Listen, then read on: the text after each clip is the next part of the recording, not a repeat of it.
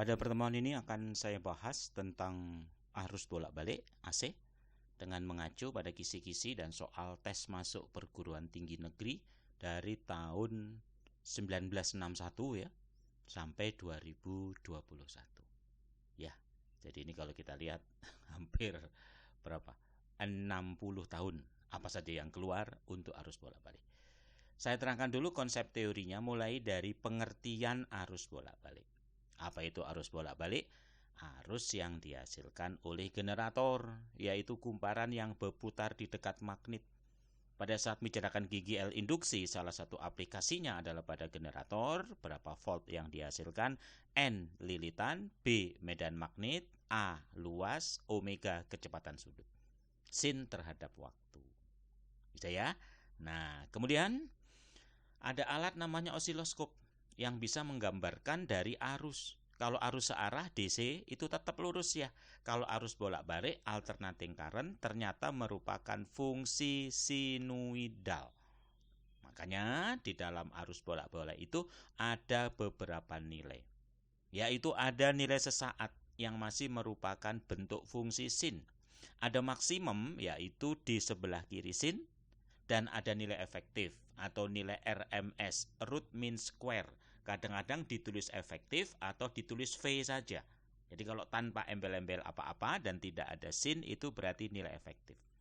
Nilai sesaat adalah fungsi sinuidal. Nilai maksimum adalah puncak grafik di osiloskop.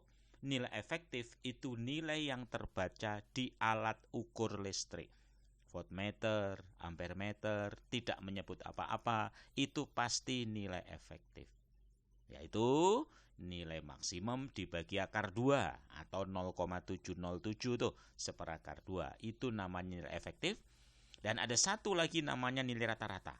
Yaitu 2 kali maksimum dibagi pi atau 0,637 dari maksimum.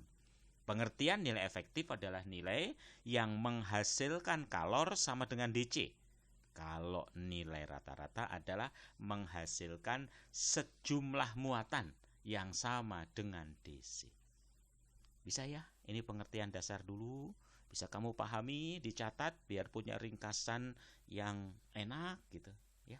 Dan sekarang kita lihat contoh soalnya ya, yang saya sebut sebagai soal pengantar. Tahun 86 itu namanya Sipenmaru, seleksi penerimaan mahasiswa baru. Itu keluar, yaitu 82 dan 86. Pengertiannya, tegangan maksimum pada generator tergantung pada apa? Lihat, rumus tegangan tadi dipengaruhi ini. N lilitan, B medan magnet, induksi magnet, A luas penampang, omega kecepatan sudut. Berarti jawabannya adalah yang apa? Semua benar. Istilahnya ya, 1, 2, 3, 4. Yaitu jawabannya yang E tersebut. Bisa? Lalu nomor 2, jika kita ukur tegangan listrik memakai voltmeter, itu tegangan apa namanya? Masih ingat? Kalau tegangan sesaat itu masih dalam bentuk fungsi sinuidal.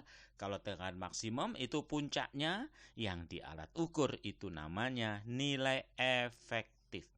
Berarti jawaban B. Bisa ya? Ini dari soal yang konsep dasar dan benar-benar soal tes PTN loh ya. Bukan mandiri loh ya. Seperti UTBK kalau sekarang, se-Indonesia gitu. Ini kisi-kisi minimal yang harus kamu tahu. Next, berikutnya Sipenmaru lagi tahun 84 keluar. Yaitu sebuah voltmeter terbaca 100 volt. Masih ingat? Yang terbaca berarti yang terbaca di alat ukur. Berarti 100 itu adalah nilai efektif. Karena terbaca di alat ukur. Oke, jadi bukan maksimum, tetapi 100 itu nilai efektif. Nilai efektif itu maksimum dibagi akar 2. Jadi maksimumnya efektif kali akar 2. Jadi kalau terbaca 100, efektifnya 100, berarti maksimumnya tinggal dikali akar 2. Bisa ya? Ini konsep yang paling dasar. Oke. Sekarang saya tambah konsepnya lagi. Selain pengertian dan nilai di dalam tes masuk perguruan tinggi negeri, itu kisi-kisi berikutnya adalah mengenai sifat dari arus bolak-balik. Arus bolak-balik itu sifatnya bagaimana tergantung kita lewatkan di mana. Kalau kita lewatkan di resistor, grafik osiloskopnya kayak gini. Kalau di induktor kita lihat ternyata V-nya di atas, betul? Memotong sumbu Y. Kalau kapasitor V-nya di bawah. Apa itu artinya? Artinya kalau I-nya sin WT, untuk resistor dia sefase, berarti sin WT. Untuk induktor karena di atas berarti plus. Plus berapa? 90 derajat, pi per 2. Soalnya induktor doang, induktor murni. Dan kalau kapasitor, V-nya itu adalah tertinggal terhadap arus, berarti min. Bisa ya? Sehingga kita bisa mengatakan kalau pada resistor V sefase I, kalau induktor V mendahului I karena di atas, kalau kapasitor I mendahului V, I yang di atas. Lalu hukum dasar listrik, hukum Ohm tetap terjadi, tegangan arus kali hambatan. Nah, sekarang kalau induktor, nama hambatannya XL, reaktansi induktif, yaitu omega kali L atau 2πfL. L itu induktansi diri, lonely. Dan hukum Ohmnya menjadi tegangan arus kali hambatan. Berarti VL, ujung-ujung L saja, I kali XL.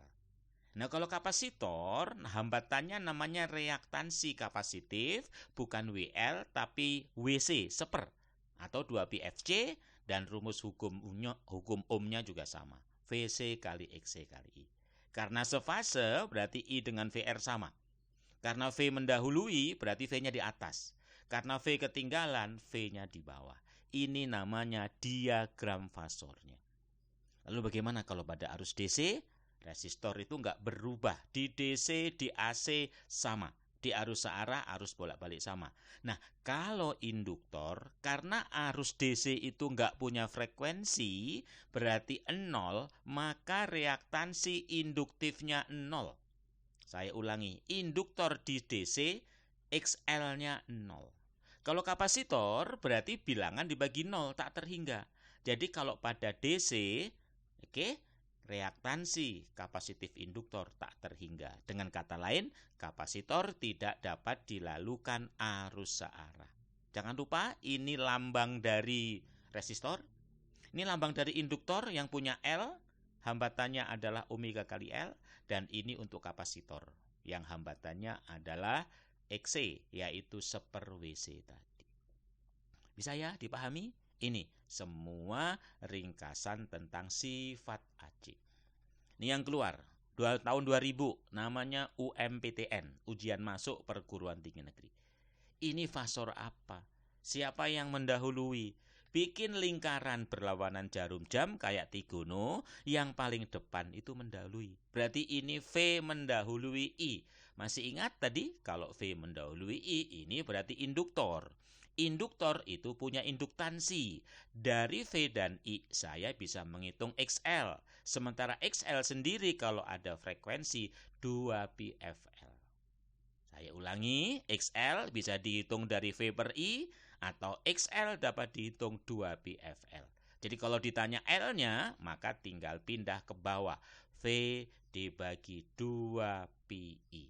Dapat? Ini satuannya Henry. Kalau dibuat mili, maka harus dikali 1000. Kali 1000 berarti jadilah 240 per pi. Jelas ya? Next. Ujian saringan masuk proyek perintis tahun 82. Ini soal asli loh ya. Saya punya koleksi soal yang paling lengkap dari tahun 61 sampai 2021. 60 tahun soal tes masuk perguruan tinggi. Itu akan saya bahaskan. Oke? Nah, ada R, ada C di paralel dengan baterai arus searah. Apa yang terjadi? Masih ingat tadi? C itu tidak dapat dilalui. Jadi C-nya nggak mungkin panas. Karena di paralel berarti R-nya masih bisa dilewati. Dan C di sini menyimpan muatan listrik. Jadi kalau udah penuh dia nggak akan berubah lagi. Keadaan stasioner artinya keadaan yang sudah tetap arusnya. Jadi kalau udah tetap, maka muatan akan tersimpan di kapasitor, oke? Dan R-nya tetap dialiri arus dengan tetap dan terjadi panas. Berarti jawabannya adalah 1 dan 3. Hati-hati loh ya, ini soal konsep. Oke? Next, selain sifatnya pada rangkaian tadi, sekarang terjadi susunan seri RLC. Bagaimana kalau ada R, ada L, ada C disusun seri, berarti arusnya sama. Jadi I itu bisa VR bagi R, bisa VLXL, VCXC, atau kalau V seluruhnya dibagi hambatan seluruhnya. Hambatan seluruhnya namanya Z, impedansi. Bagaimana menghitung Z, menghitung V? Gunakan Pitagoras. Tadi masih ingat VL di atas, berarti VL min VC, itu XL min XC, berarti rumus V Pitagorasnya, rumus Z Pitagorasnya. Dan kalau ditanya berapa sudutnya, pakai tangan ya. Tangan itu samping dibagi miring, tangan itu samping dibagi miring. Inilah susunan seri RLC. Oke. Next, contoh soalnya tahun 2017. Ya, SBMPTN lo ya, 2017. Ditanya berapa arusnya? Kayak tadi, diketahui V, diketahui F, diketahui R, diketahui C, ditanya I.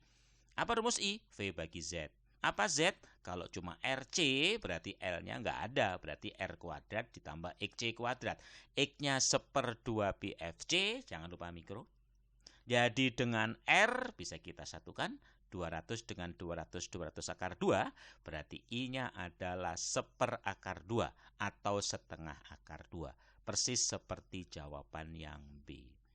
Enak kok arus bolak-balik itu, hanya menggunakan rumus Pitagoras saja. UMPTN, ujian masuk perguruan tinggi negeri tahun 99 juga muncul. Angkanya nggak enak. Ada V, ada F, ada R, ada L, ada C yang ditanya VL. Tadi masih ingat I-nya sama? VL dibagi XL sama dengan V bagi Z. Hitung XL-nya, betul? Hitung XC-nya, dapat Z, baru VL-nya ketemu. XC adalah itu nilainya, dan kalau kita lihat ini kecil sekali. Kali pangkat min 3, bodoh amat gitu. Tapi kalau XC, gede. Kalau kita bulatkan ya mendekati 1000 dibagi 4, 25. XC-nya, XL-nya ini dianggap 0 saja. Karena dikuadratin tetap positif. Jadi berapa VL-nya? Maka tinggal 25, XL ini 25 ya, dibagi 5 akar 29. Oke, ini kan sekitar 5, berarti 25 lebih, maka jawabannya pasti kurang dari 100. Dan nggak mungkin bulat. Ngerti? Jadi pasti jawabannya yang C.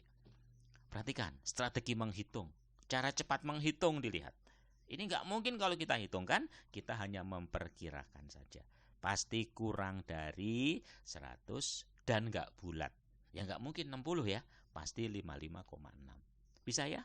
Itu teknik-teknik berhitung cepat tolong dipelajari. Karena ini nggak mungkin kalau nggak ada kalkulator. Tapi udah mendapatkan jawaban, kita tetap bisa. Tahun 2014 namanya SBMPTN ini sudah. Ditanya impedansi, berarti Z. Berarti kita cari XL-nya dulu, omega kali L. Kita cari XC-nya dulu, 1/WC. Jangan lupa mikro, pangkat 6 ke atas. XL min XC dapat. Nah, Pitagoras tuh 3, 4, 5. Masing-masing kali 250. Bisa ya? Oke. Kemudian topik berikutnya adalah ada 3 sifat pada RLC. Mungkin XL-nya yang gede, berarti bersifat induktif seperti induktor atau ke atas sudutnya positif. Mungkin XC-nya dia lebih gede, bersifat kapasitif, sudutnya ke bawah. Dan yang paling penting suatu saat bisa sama, berarti fasenya sama. Namanya rangkaiannya resistif, terjadi resonansi. Pada saat itu Z-nya sama dengan R dan sudutnya 0. Kalau ditanya berapa frekuensinya, tinggal masukin XL sama dengan XC, maka omega, kecepatan sudut ya, 2 pi F 1/akar LC. Atau kalau F dia turun ke bawah. Ini 3 sifat kemungkinan dari RLC. Oke, contoh soalnya. Frekuensi RLC diketahui 13. Jika kapasitor sekarang diisi dengan tetapan dielektrik. Hati-hati, kapasitor. Masih ingat kapasitor? Tergantung sebanding dengan ER. Taruh di sini kan, berarti kesimpulan kita F dengan ER sebanding akar. Ya udah, tadinya kan 1 karena udara, berarti sebanding dengan akar ini. Sekitar 2, Jadi sekitar setengah kalinya, setengah dari 13. Ya, sekitar 6, atau 5. Satuan yang ngikut. Kalau mega ya mega, berarti jawabannya C. Perhatikan cara cepat perbandingan. Tulis rumusnya, masukin aja. Nanti langsung ketemu. Jangan pakai 1, 2 ya, karena soalnya gampang. Bisa? Dan yang terakhir, kita lihat bagaimana perhitungan daya pada AC. Dengan melihat diagram fasor, maka daya bisa kita hitung. Yaitu kalau I dengan V, V-nya harus pakai VR. VR itu adalah V cos, ingat trigono. Kalau I dengan R boleh I kuadrat kali R. Inilah daya yang disipasi yang dihasilkan. Nah, kalau PVE kali I saja namanya daya semu. Nah, cos theta itu namanya faktor daya. Cos ya, samping bagi miring, bisa R dibagi Z, atau VR dibagi V. Itulah semua kisi-kisi ringkasan rumus untuk arus bolak-balik selesai. Oke. Dan sekarang kita lihat satu soal terakhir, nomor 10. Selepas ini kalian kerjakan 10 soal latihan. Ya, lihat video teori bisa diulang lagi, tapi pada saat latihan tolong di waktu. Ini mengenai daya. DC dengan AC. Berapa PAC dengan PDC? Oke. Nah, DC-nya 3 ampere. Tetapi kalau AC itu maksimum. Masih ingat, nilai yang terukur itu nilai efektif. Kan PI kuadrat R, berarti sebanding ya, R-nya kecoret ya. Nah, untuk IAC bukan 3, karena ini puncak. Efektif dibagi akar 2. 3-nya coret, akar jadi 2 kuadratnya, berarti PAC adalah setengah PDC. Jadi kalau PDC-nya adalah W, berarti PAC-nya adalah setengah W. Bisa ya? Itulah semua soal tentang arus bolak-balik. Dan sekarang sesuai dengan janji saya, ini metode AFID ya. Tolong kerjakan soal latihannya 10 soal dalam waktu 20 sampai 30 menit. Kalau kamu belum siap, ulangi teorinya tadi ya, kamu bikin ringkasan rumus. Oke? Satu halaman ini akan saya hilangkan dalam waktu 4 detik. 3 2 1 halaman berikutnya.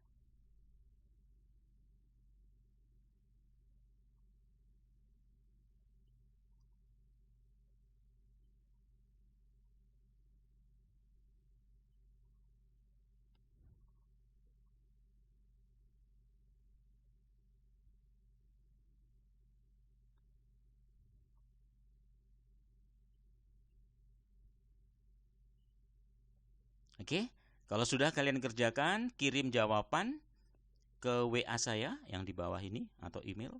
Nanti akan saya berikan pembahasannya dalam bentuk PPT dan videonya. Ya, saya akhiri, sampai ketemu pada pembahasan-pembahasan berikutnya.